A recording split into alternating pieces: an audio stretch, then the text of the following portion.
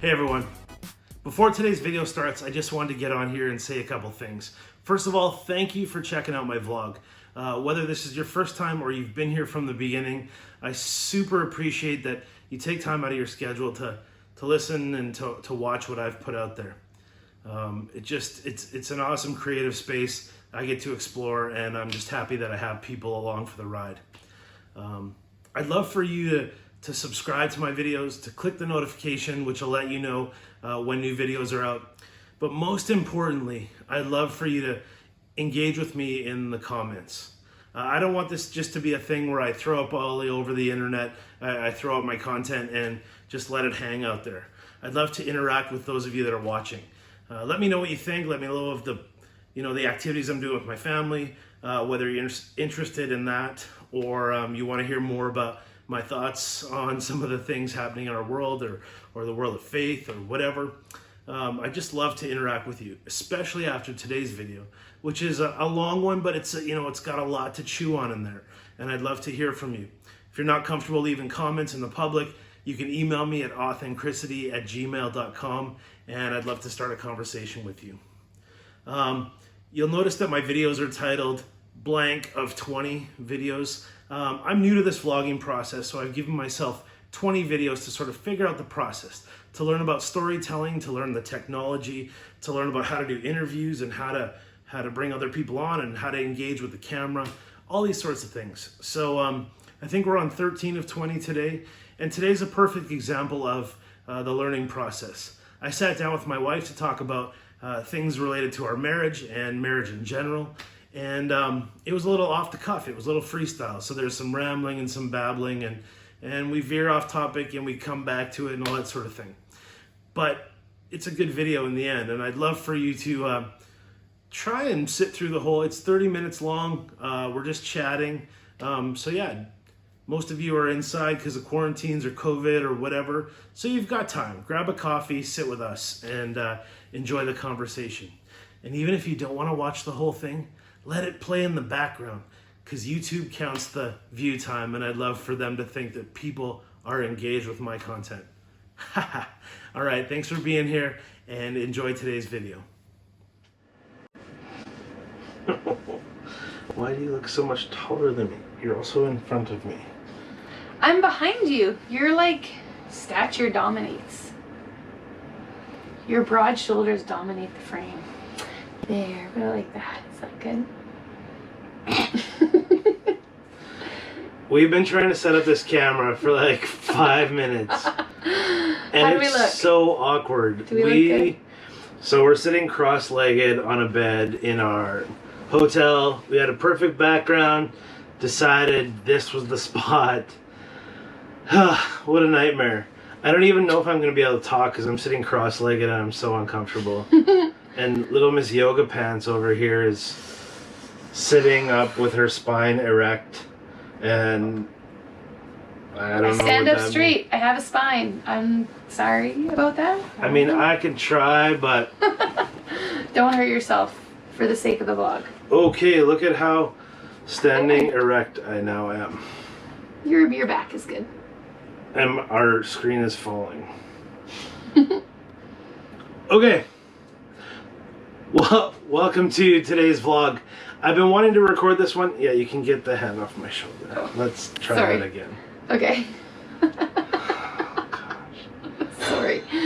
Don't ever vlog with someone else.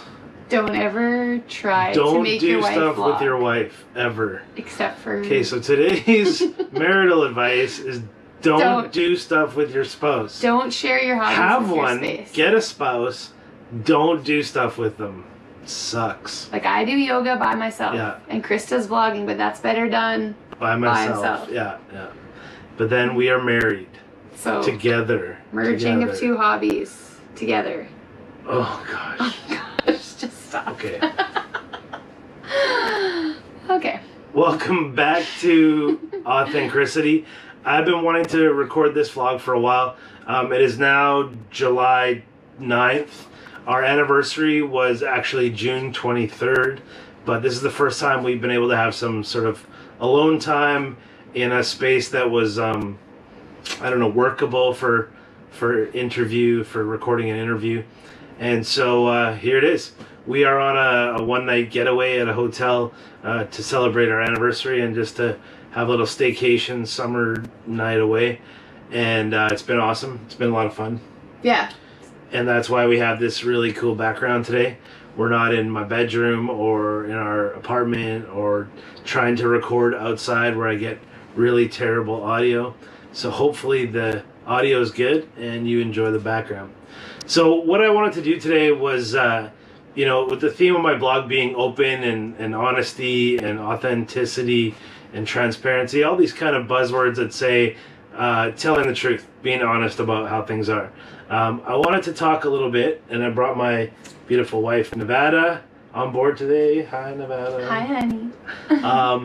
We're going to talk a little bit about our marriage, I guess. So we've been married 19 years, and we are 40 and 41 years old. She is much older than me. Yeah, that's why he had to do it in July, because his birthday's in like a month from now. I could only claim that I'm 40 for one more month. Truth. Authenticity. That was a very authentic truth. Thanks for sharing. So we've been married 19 years, and since we're 40 or 41, that means we were married at 21. And that's not really the thing that people do anymore, or very often, is get married so young. And it's interesting because people ask, like, wow, you've been married 19 years, you look so young. It's true. I look much younger. I look really young. I'm super young. But what do you think, what are some of the difficulties of getting married early, young?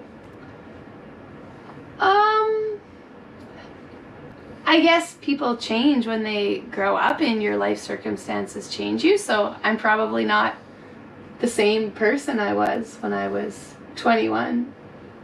Mm-hmm. I don't know if you're the same as you were when you were 21 as far as passions and interests and hobbies and things that are important to us. And I mean, it was good because we grew up together really in a lot of ways. We did the moving out thing and the travel the world thing and graduating college and getting jobs. So we did that all together and we grew up together, which is like deep into our relationship. But we are not the same people that we were. So you said like one of the challenges might be that we've changed, or that if anyone gets married young, people will change over time. I wonder though, people always say that about people who get married young. Well, you're not, you haven't figured out who you really are, or you haven't found yourself yet, or you haven't established yourself yet. Right. But isn't it the case that no matter what age we are often always evolving or changing? Yeah. Like, I don't know if we hit a point where we're like a constant self. So, like, do you get what I mean?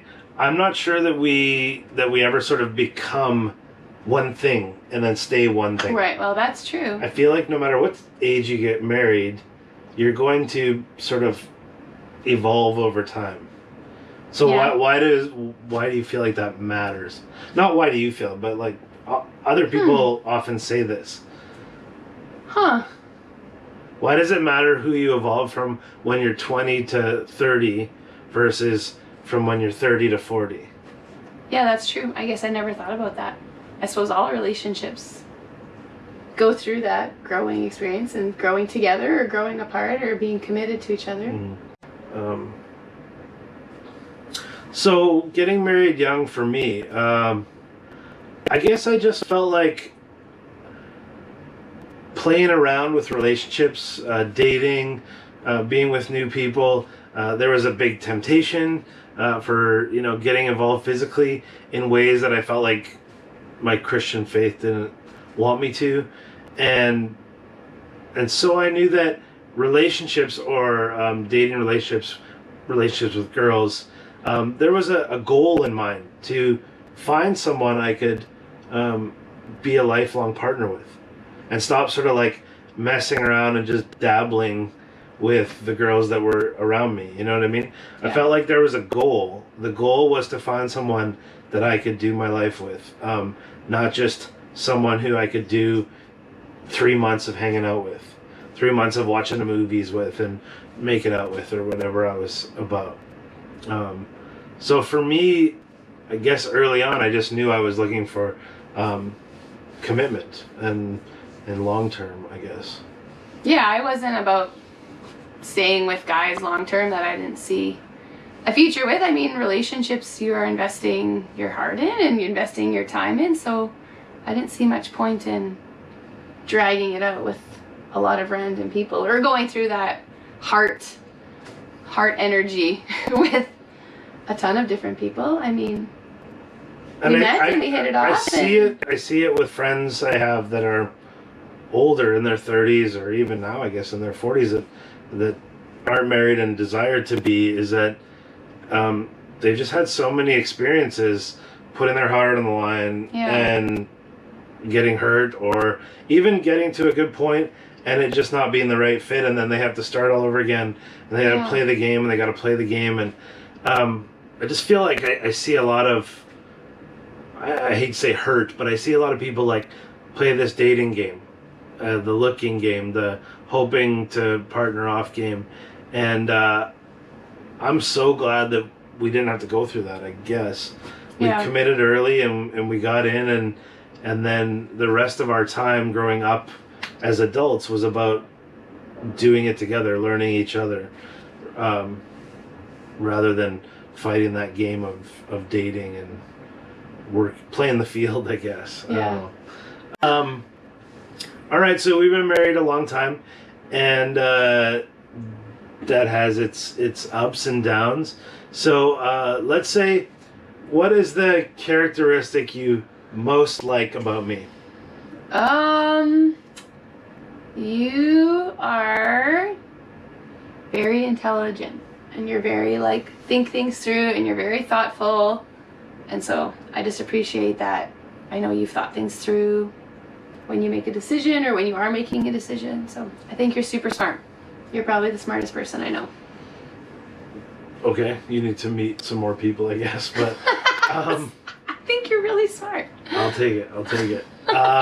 My favorite characteristic about Nevada is her hardworking nature. She is a get-it-done person, and she's going 24 hours a day, whether it's for her job, school, whether it's for our house, whether it's for our kids, whether it's for me sometimes. A little bit less for you. A little bit less for me. But you are 40, almost 41. But she works hard. She's constantly working, and I am not like that. I was thinking about this week. No. I am. I don't know what the word might be, but selectively motivated. So I work hard if I'm into something, or if it's a project that I think is valuable. Then I can work really hard. I definitely have work ethic, but if it's something I don't find value in, or I'm bored with, or whatever, then I don't put in the effort, and that's just the truth. So I'm not saying that's a good thing or a bad thing, but what I'm saying is, compared to Nevada, who's on task all the time, that's something I admire about her. Her ability to stay on task no matter what, whereas I'm on task if I want to be, and that's maybe that's because you're so smart. You know how to prioritize, be selective, and I'm just a you busy just do it all, and then you wish you hadn't have done some of it until I'm so tired. Possibly. All right. So then the flip side is, what's one characteristic you don't like about me, or you wish would be different or change or whatever? Sometimes, now this is something I do appreciate sometimes, but sometimes you're a bit obsessive about things. You like things to be perfect in the way you like them, and you won't give up unless something is done, and I'm okay, but let's just move on and on to the next thing, and you're no, I need to fix this or redo this or do this again, and so some of those determination I wouldn't say it's you have, I don't know. I get it. You get what I'm saying? What I'm saying is I don't claim to be in any way like clinically or diagnosed OCD or anything, but I am kind of a perfectionist and I like things a certain way. So yeah, I can see that being annoying. Like for instance, what should I be eating on Saturday morning at about 11 o'clock? Pancakes and bacon. Obviously, pancakes and bacon after 19 years. So sometimes I get up on Saturdays and there's no plan for pancakes and bacon. And that drives me crazy. So there is a obsession that I can't get over. Yeah, that's stuff like that. We fought about this last week. That's what I'm saying. Because if I've cooked like multiple meals in a week or like on Thursday or Friday, like I don't cook all the time, and I definitely don't cook big meals all the time. So then when I get up on Saturday and do the laundry and the chores and play with the kids, and then I'm like, I'm not thinking about, okay, now I want to spend an hour in the kitchen getting pancakes and bacon ready. Although it's delicious. I mean, everyone likes pancakes and bacon. It is so good. It's I don't fine. know what the deal is. Now I'm going to ask you the same. What is one characteristic I don't That like makes about it- you?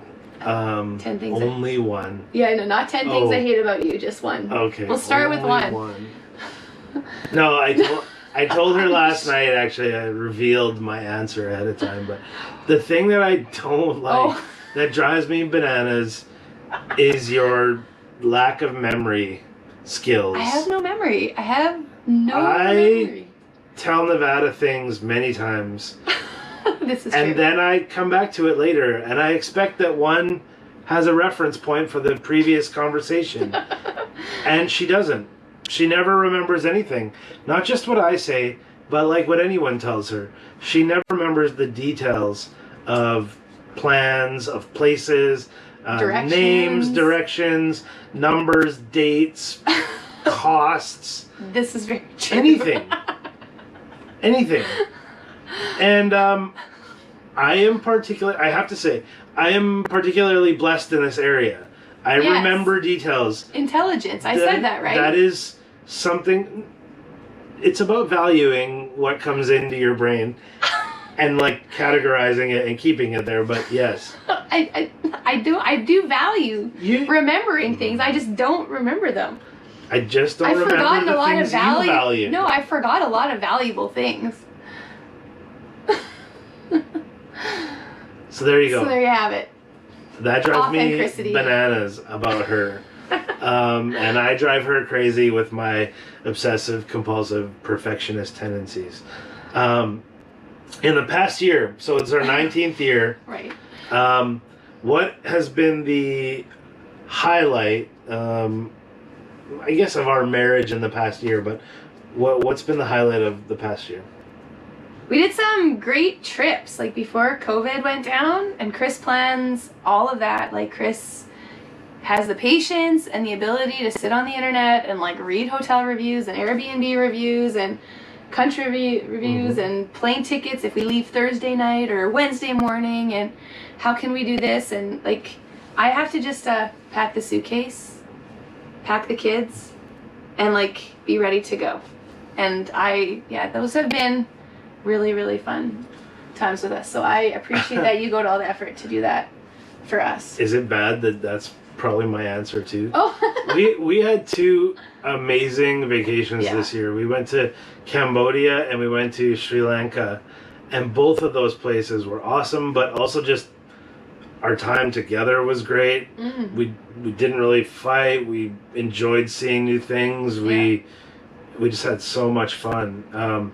So yeah, it's hard. That stands out as like very highlight-esque. I would say that for me, in our marriage, in the past year and year and a half, we don't need to get into my life, but it's been kind of sucky. I've been depressed, unemployed, all the bad things. And Nevada has been very supportive. First of all, very patient with sort of where I'm at emotionally, but also very supportive that she believes that something will change and that I will become something and I have value to the world around us. And So that has been a highlight for me. What about the low light situation? What's the low light of the past year or year and a bit? It's hard when you're Probably the same. The same. I mean, really. I mean, it's hard when you're not happy, and you know, it's hard when you're sad and feeling down. And I know, like, we rush out to school and we have people and purpose and things to do and things that keep us busy and going. And then the kids ended up having a really good year in Hong Kong. Like, they enjoyed school and they enjoyed their teachers and their friends. And so then it was hard that you were sad. I mean, not that you're not like bringing us down, but I just felt bad that things are working out for us and not for you. And it's sad to see you upset, because I do really believe in all your gifts and talents, and think you've been really blessed in extraordinary ways. So I want you to see it too. I mean, I'm glad you said that, but I do want you to know that and to see that. And it's hard when you don't see that in yourself, because clearly I tried to marry up. You are so good. So my low light in our marriage, I guess I'm trying to think of marriage things specifically, maybe, but probably that you still can't remember anything. No, I'm just kidding. No, I'm sorry. So the low light of our marriage the past year is probably a little less about our relationship and more about our partnership. And that's like that I feel a lot of pressure and a lot of, I don't know, I feel like I'm letting down our partnership in that I'm not contributing financially, or, I'm also not sort of fulfilling a purpose on the regular. And I feel like that sort of weighs on our situation and our family. So I think that's been the hardest part for me, is feeling very like our marriage and our contribution to the family unit is very lopsided. I feel like I'm unable to put in what you're putting in. Okay, so speaking of depression or things of like that, so not only am I like hurting because of just kind of how my life's going, but then I feel the pressure of that or of a bunch of things, and then it sort of adds hurt on top of the hurt, and so it just keeps sort of spiraling. So anyways, that's for me the tough part, is knowing that I'm not an equal partner right now in some respect. Well, and if I can add to that, I've learned a lot through this experience, in that I would not have said before that I'm like a materialistic person or a worldly person, but being a one-income family in Hong Kong, like, you see other people out and doing things, and I've realized, like, I care too much about doing the things other people are doing and having things and giving my kids experiences that money buys, and I need to stop. Like, I've been really convicted that if I really believe in treasure in heaven and God provides, like, why do I feel I need to be complaining about this, or why do I feel like I'm missing out on things just because we don't have that money, or like, why do we have to budget so carefully and we get to the end of the month and it's like, hey, don't buy anything we don't need because it's the end of the month. And I really, like, I don't mean to get mad at you when that happens, because you're really good at budgeting the income we have and making it work and making sure we have everything we need. And we do have everything we need. We have plenty, in fact. So that has really challenged my heart in the last year. So I'm sorry that you had to go through that for that to be my lesson, but I'm sorry we have to be in one income family so I could learn that. But okay, so our battery ran out. I had to change the battery, reset the camera. I don't know, the frame might be different. We may be in a little different place, but whatever. We're back. Something I've been thinking about, what would I want to tell, I don't know, I guess it's young people. Mostly it's young people, but people who are wanting to be married. What's my advice? People that are looking for a partner. And we talk about this a lot. Or we have talked about it a lot over the years.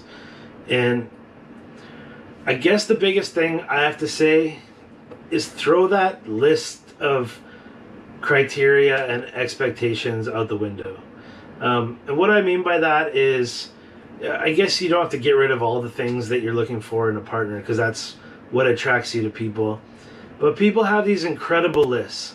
This, they must be a Christian, they must have a job, they must have such and such education, they must look a certain way, they must be interested in the same hobbies as me, they must, want to go to the same places as me or end up in the same place as me, they must want to own things, they must want to invest, they must want to whatever.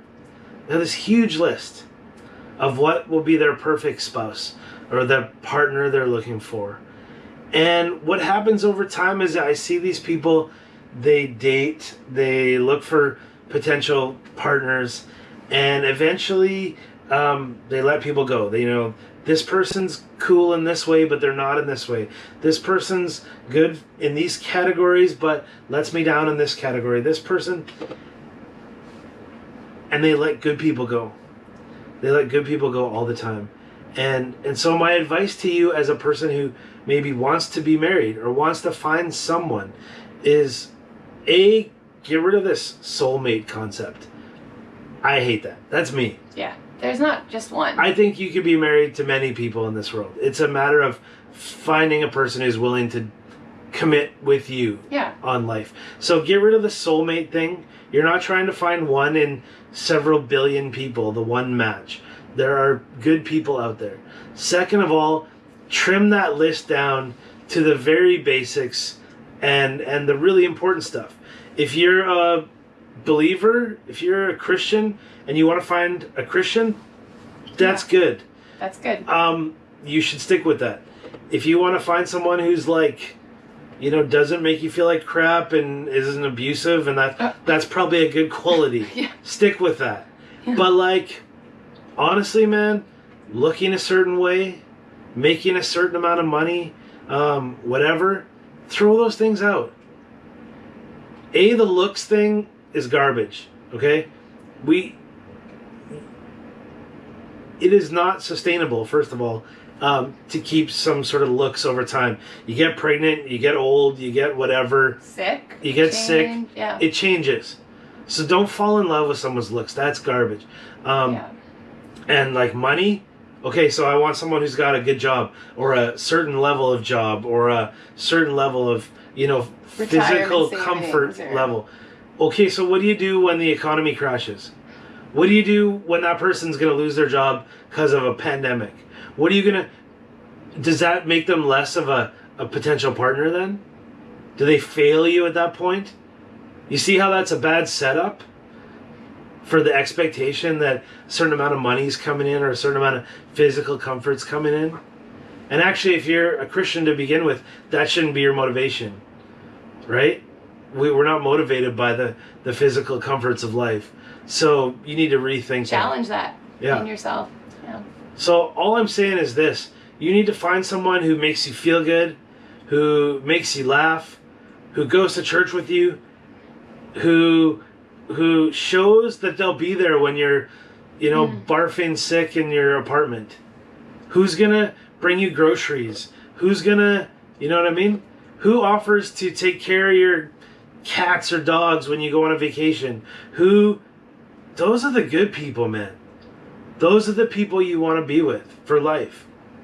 You don't want to be just with the, bikini model or the lawyer who's killing it right now and making big bank. Those things don't last. But that person's heart that's willing to commit and sacrifice and, be around with and for you, that's the person you got to find. So I encourage you just to really look at those lists that you've made and cut them down. And stop holding people to so much, I don't know, to so much criteria.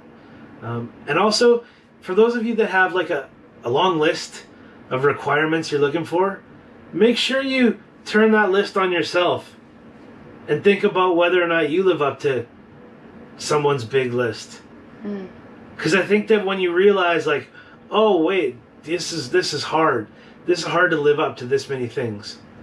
I couldn't even do it. once you really click that over in your head, it'll make you a lot softer on the people you're trying to attract or be with or to become husband and wife with. Yeah. I don't know. Sorry, I went for a long time there. Well, and if you are single too, like we have lots of amazing friends who are single, and I mean, I hope that you see in this, like we're authentic, we're real.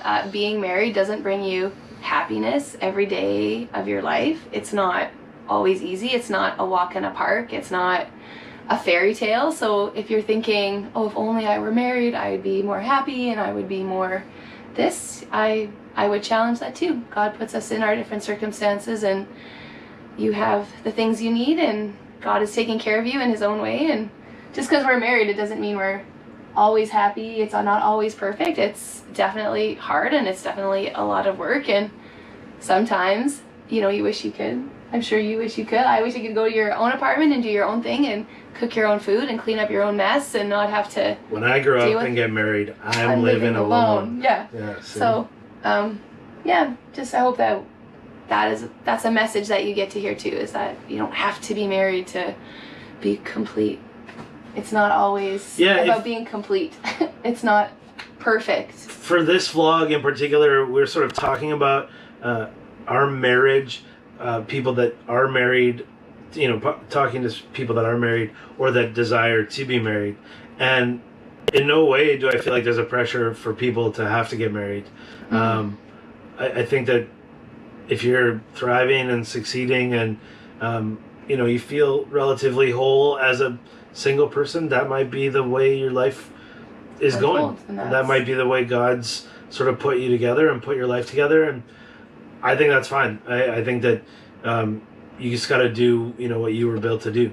But there are a lot of people that desire partnership and companionship and struggle to find it. So that's kind of what we're talking about mostly today. Thanks for tuning in. We rambled a lot. We could talk about, but maybe we'll come back. I'll bring Nevada back and we'll have like vlog time with Nevada. Nevada C. No, I don't know. I'm just kidding. I'm not that interesting. Boring. Super boring. But works really hard though. I'm super hardworking. Hardworking. Can't remember anything. Really boring. Looks beautiful and works hard. Aw. So, mwah. Thanks for tuning in. Peace out. Keep it real.